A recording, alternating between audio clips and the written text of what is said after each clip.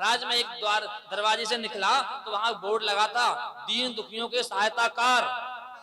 उसी बोर्ड उसी बड़ी बिल्डिंग के सामने एक छोटी झोपड़ी बनी थी। उस झोपड़ी में दो व्यक्ति थे, एक बुढ़ा एक बुढ़िया, दोनों रो रहे थे महाराज। मैंने वहां पूछा अरे ये कौन है, ये क्यों रो रहे हैं?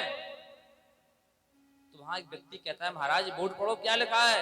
इस पे लिखा है दीन दुखियों के सहायताकार। बोले फिर? बोले इन्हीं के माता पिता इस झोपड़ी में रो रहे हैं आज। क्या मतलब है? तुम कितना भी दान कर लो, धर्म कर लो, लेकिन अपने माता पिता की अगर तुमने सेवा नहीं की तो तुम्हारा सब व्यर्थ है। चाहे आप लाखों रुपए लुटा दो, अगर सबसे बड़ा कोई धर्म है तो वो है अपने माता पिता की सेवा करना। अगर तुम माता पिता की सेवा करोगे ना तो जीवन में कभी कोई परेशानी नहीं आएगी। सबसे बड़े भगवान हमारे माता पिता हैं, हम उन्हें ही भुला के बैठे हैं आज। नारद जी बड़े दुखी है महाराज। और बोले घर की मालकिन जो है ना वो बहुएं बन के बैठी हैं। घर की मालकिन कौन है? बोले बहुएं।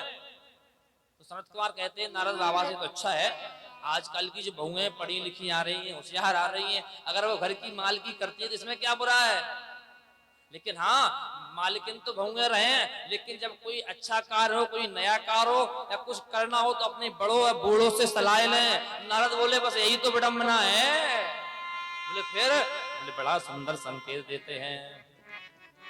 तरुणी प्रभुतागे शाल को बोधदायका कन्या विक्रयणे लोभा दंपत्ति नाम चकलकनम। घर की मालकिन तो बहुएं हैं, लेकिन सलाह जब ली जाती है तो घर के बड़ों बूढ़ों से नहीं। बोले फिर?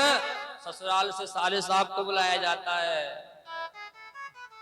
हाँ अगर घर में कोई काम होगा तो तुरंत फोन मिलाएंगे, अपने भैया से पूछते हैं भैया ये काम कर लें क्या? अगर सलाह ली जाती तो किससे? साले से। परीक्षित जी हमारे ब्रज में कहावत है, दीवाल बिगाड़े आरो तो घर बिगाड़े। अब देखो हम इसलिए नहीं गए तो कोई किसी का साला तो कोई किसी का साला, साले तो सभी दूसरे के हैं। हाँ लेकिन अगर घर में साला आएगा तो ये मानो कि घर बिगड़ेगा ही बिगड़ेगा। महाभारत इसका प्रमाण है। मामा शकुनी को देख लो, है? अगर मामा शकुनी नहीं होते तो महाभारत नहीं होता। और महाराज बोले सलाहकार साले बने हैं, तो यहाँ कन्याओं का विक्रय हो रहा है। कन्याओं का विक्रय हो रहा है। यहाँ तो आदमी ढूंढने से नहीं मिलता। एक बार मैं अपने गुरुजी के साथ दिल्ली जा रहा था परीक्षित जी। बोले फिर? तो मैंने एक व्यक्ति से पूछा ये बताओ महाराज दिल्ली कितनी दूर है? वो तो भैया बोला ही नहीं, व्यक्ति नहीं बोला। मैं आगे बढ़ा तो मैंने क्या देखा कि पत्थर लगा था, उस पे लिखा था कि दिल्ली 150 किलोमीटर है। उस आदमी से तो वह पत्थर अच्छा है, कम से कम दूरी तो बता रहा है। आदमी तो ढूंढने से नहीं मिलता महाराज। एक गांव में एक फेरी लगाने वाला आया, फेरी लगाने वाला है, कपड़े बेचने वाला आया। पूरे दिन उसने साइकिल चलाई, जेठ गर्मी का महीना था, उसे बड़े जोर से प्यास लगी। एक बड़ा सा भवन बना था, बड़ा सा दरवाजा बना था, वहां बाबूजी बैठे थे। अरे फेरी वाला गया, बोले महाराज बोले थोड़ा जल मिल जाए पीने को तो आनंद आ जाए।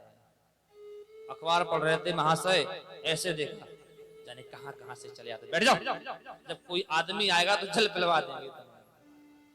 जब कोई आदमी आएगा तो जल पिलवा देंगे। बेचारा फेरी वाला बैठ गया। अब वो कब तक बैठे? 2 मिनट, 4 मिनट, 5 मिनट, उसे प्यास लगी तो फिर बोला अरे बाबूजी अगर जल मिल जाए तो। सुनाई नहीं पड़ता? जब हमने कह दिया कोई आदमी आएगा तो जल पिलवा देंगे, बैठ जाओ। बेचारा फिर बैठ गया थोड़ी देर के लिए। उसे बड़ी जोर से प्यास लगी। आदमी बोला महाराज एक बात कहें अगर बुरा ना लगे तुम्हें तो। बोले क्या? बोले प्यास लगी है। समझ में नहीं आता, मैंने कह दिया कोई आदमी आएगा तो पिलवा देंगे। फेरी वाला बोला महाराज एक बात कहें अगर तुम्हें बुरा ना लगे तो। बोलो बोलो क्या कहो? बोले अभी तक तुम जानवर बने रहे, सो बने रहे, कम से कम आज ही आदमी बन जाओ तुम। क्या तुम आदमी नहीं हो? आज संसार में आदमी ढूंढने से नहीं मिलता। कलयुग ने लोगों की बुद्धि को ऐसे बिगाड़ के रखा है, ऐसे बिगाड़ के रखा है कि लोग केवल काम और भोग में लगे हैं महाराज। ना योगी नैव सिद्ध्यो वा ना ज्ञानी सत्क्रियो नरा कलिदावालने नाद साधनम भस्मतां गतम। इस संसार में ना तो कोई योगी है ना कोई सिद्ध है महाराज। कलयुग ने ऐसी बुद्धि को बिगाड़ के रखा है कि कुछ समझ में नहीं आता। अच्छा परीक्षित जी, हम ये कैसे जाने कि कलयुग में आ गए? इसका कोई प्रमाण है? कलयुग कब आया? श्रीमद् भागवत में इसका बड़ा सुंदर प्रमाण दिया गया है कि कलयुग कब आया, कलयुग का प्रभाव कब हुआ, हम कैसे जाने कि कलयुग आ गया। आज बड़ा सुंदर संकेत मिला है। अट्टशूला जनपदा शिवशूला गजायता कामिन्या केशशूलिन्या संभवन्ति कलविः। परीक्षित जी, जब गांव का अनाज किसी बड़े जनपद में बिकने जाने लगे, जब गांव का अनाज, गांव का धान किसी बड़े शहर में अथवा जनपद में बिकने जाने लगे, समझ लो कि कलयुग आ गया। और दूसरा प्रमाण यह है कि ब्राह्मण पैसे लेके वेद पाठ करने लगे। ब्राह्मण पैसे लेके वेद पाठ करने लगे, पैसे मांगने लगे, तब हम वेद पाठ करेंगे, तो मानो कि कलयुग आ गया है महाराज। और सौभाग्यवती महिलाएं बालों को कटवाने लगे। हाँ, सौभाग्यवती महिलाएं बालों को कटवाने लगे, समझ लो कलयुग आ गया है। आजकल चल रहा है, बताओ परीक्षित जी ना। अच्छा, महिलाएं बाल कटवा रही हैं, पुरुष बाल बढ़ा रहे हैं। आप लोगों ने देखा होगा ना, कई वक्ता भी हैं ऐसे ना, पता ही नहीं चलता उनका, पीछे से देखो तो स्त्री है या पुरुष ना। आज शरद कुमार कहते हैं, हे नारद,